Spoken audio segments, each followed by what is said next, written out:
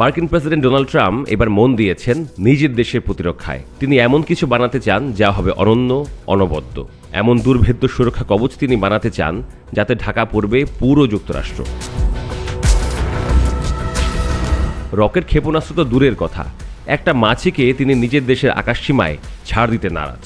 Trump এই প্রতিরক্ষা ব্যবস্থার নাম দিয়েছেন গোল্ডেন ডোম। তার দাবি, এর সাহায্যে অনায়াসেই ঠেকানো যাবে হাইপারসনিক ক্ষেপণাস্ত্র।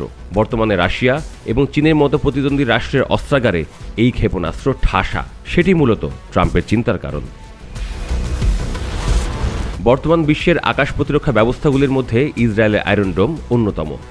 গোল্ডেন ডোমের ব্যাপারে বক্তব্য রাখতে গিয়ে আয়রন ডোমের প্রসঙ্গ টানেন ট্রাম্প। তবে মার্কিন প্রতিরক্ষা ব্যবস্থাটি আরও অত্যাধুনিক হবে বলে স্পষ্ট করেছেন তিনি।